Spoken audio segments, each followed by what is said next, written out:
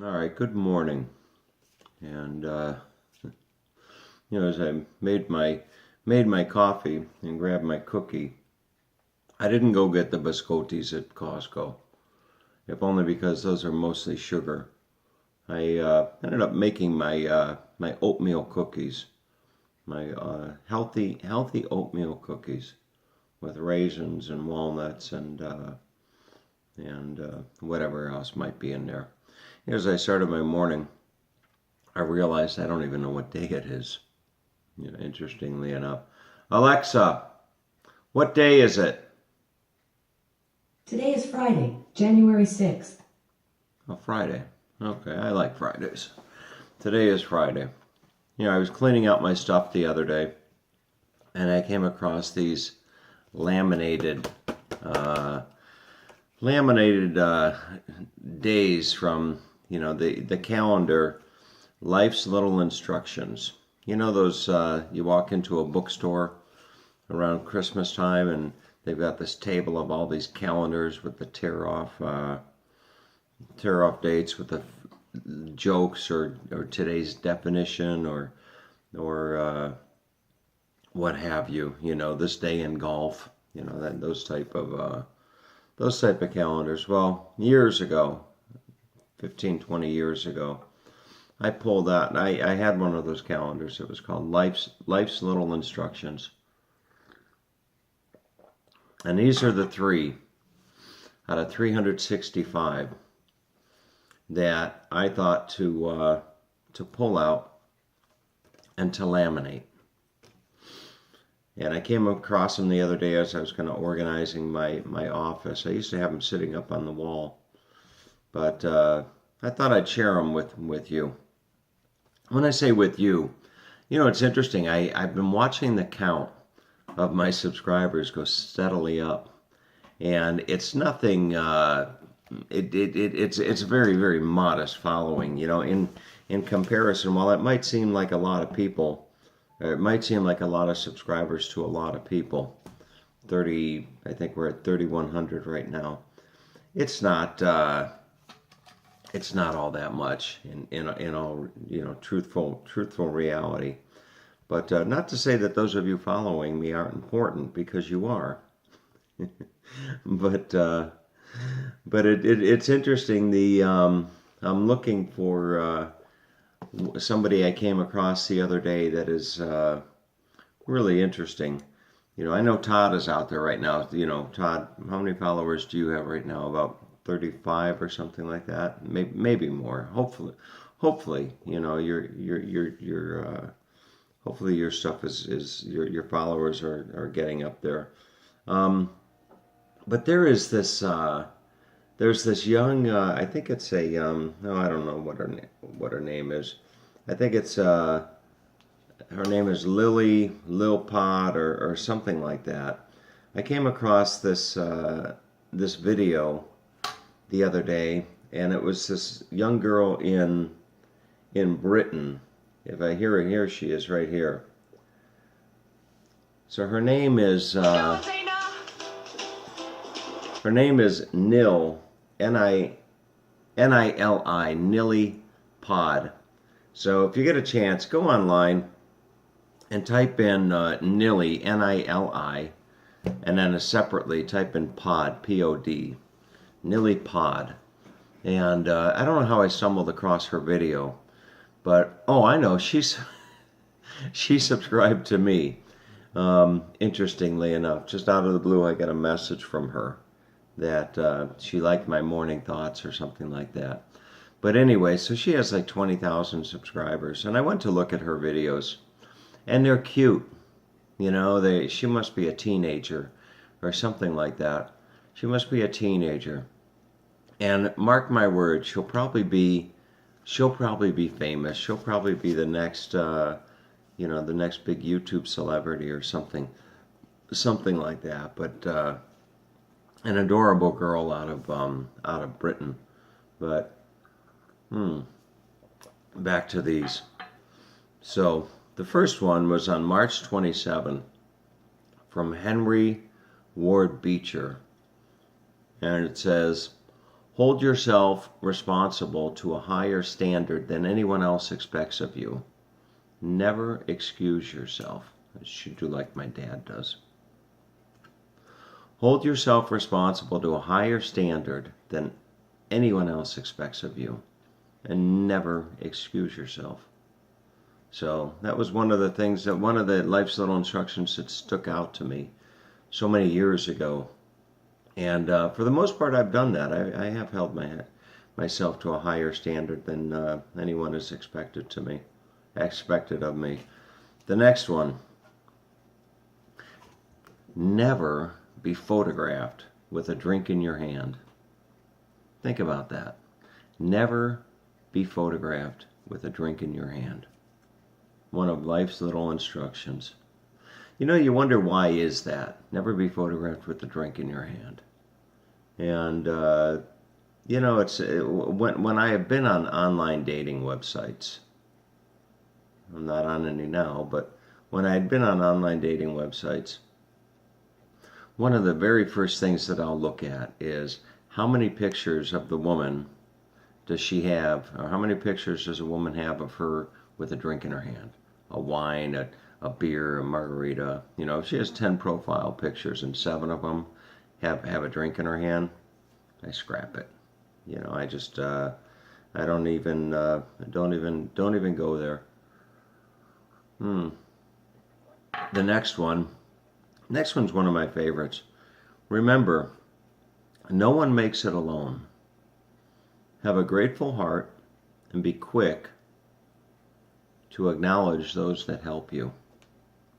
Remember, no one makes it alone. Have a grateful heart and be quick to acknowledge those that help you. That's one of my favorite. That is probably my favorite.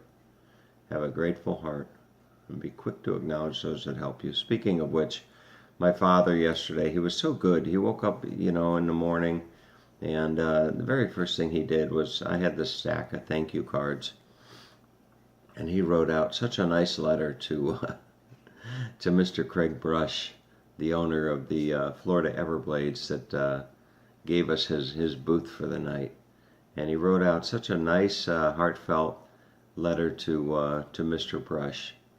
And my God, he must have asked me 5 times if I had Mr. Brush's address. And I told him the first time, I said, I've got it somewhere, I'll get it for you. And then he asked me again 45 minutes later, and then 2 hours later, and then 3 hours later. And drove me crazy. And he has a tendency to do that. And I don't think it's because he forgets. I don't think it's like he forgets an hour later whether he asked me or not. He'll do that with when he needs to go to the library, when his books are almost overdue. He'll do that. He'll ask you throughout the week, do you think we can go to the library this Saturday? It'd be nice if we could go to the library this Saturday. Can we go to the library this Saturday? And he'll ask you time and time and time again. And the other thing is the air in the tire on the golf car. One of the tires on the golf car tends to continually go down over time. So every 3 weeks, 4 weeks, there come the questions. Do you think you could put air in the golf car? And he'll ask me 4 or 5 times, and it'll drive me crazy. And I started thinking about that yesterday. And I started thinking about that in relation to something that I've been struggling with insofar as God is concerned. And I haven't gone into much details over this aspect of my life, but over the last the better part of the last 2.5 years, I have been struggling, and I've been dealing with pain and mental anguish that you just wouldn't imagine. I say you wouldn't imagine because you wouldn't see it by looking at my face. The stuff that I've been dealing with over the last couple years. insofar as my own personal health. And the reason I kind of think about that is because I've always thought that when it comes to prayer, when it comes to God, God only needs to be asked one time. That's it. That's it. God, poor God. Poor God is probably sitting up there saying, "Stop asking me. You asked me for that yesterday. Stop it." Poor God. I can just see him right now. Right now, God's probably watching this video and he's probably laughing. But anyway, I asked God. To heal me 2.5 years ago, and or to bring those into my life that could heal me, and I'm still I'm still waiting, but it's challenging not to want to ask him again.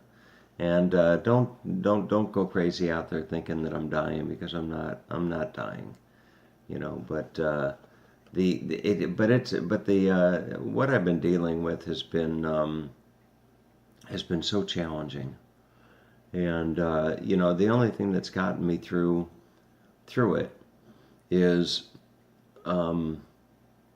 in part the fact that I look around the world, perspective, my ability to put things into perspective. I look around the world, and I don't have to walk very far outside my front door. In fact, I don't have to walk outside my front door. I can just turn on the news, and I can see so many people that are out there that are suffering far more than I am. And who am I to ask for who am I to ask for God's favor when so many people need it so much more than I do? That is the one of the things that's gotten me through it. And then the other is just going through my days knowing that God's going to take care of it. I asked him, and I asked him one time 2.5 years ago. So he must have a lot on his to-do list. But nonetheless, I know God will get it done. He always seems to do that. But anyway, so don't go crazy out there worrying about me. I'm fine. I will tell you that the condition that I have has really affected a lot of the relationships that I have in my life, in so many ways. It's interesting, but ending on a positive note. This little thing here.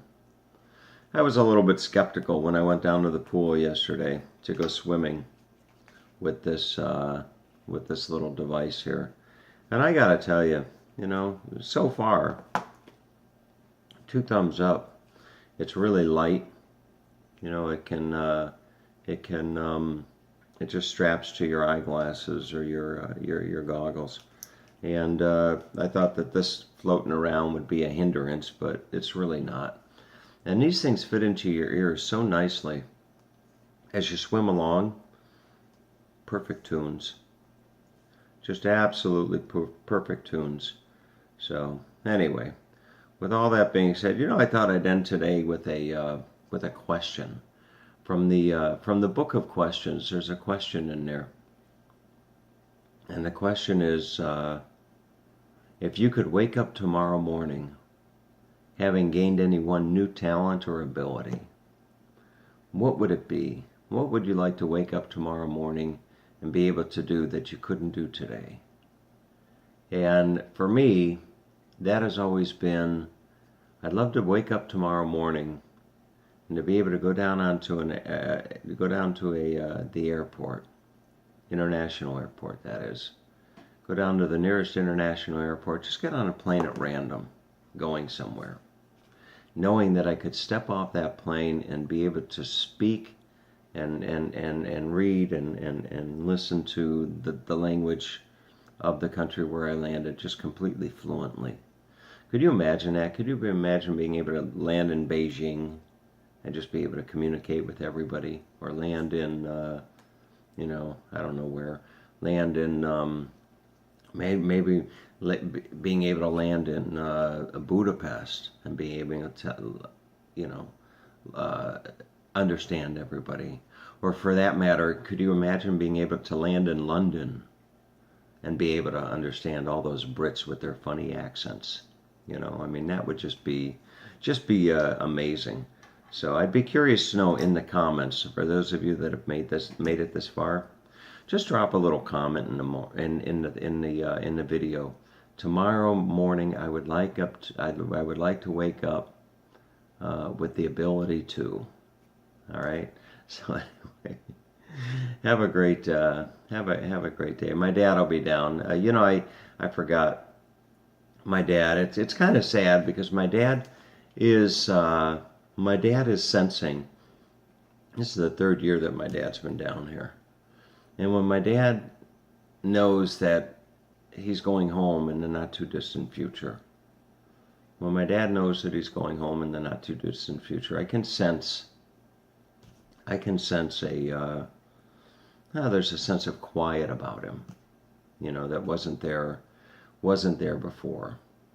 Just a little bit of a sense of quiet in him, and he'll ask subtle things, which lets me know that his going home is on his mind, and I know that he would like to. I know that he would like to stay here, but I'm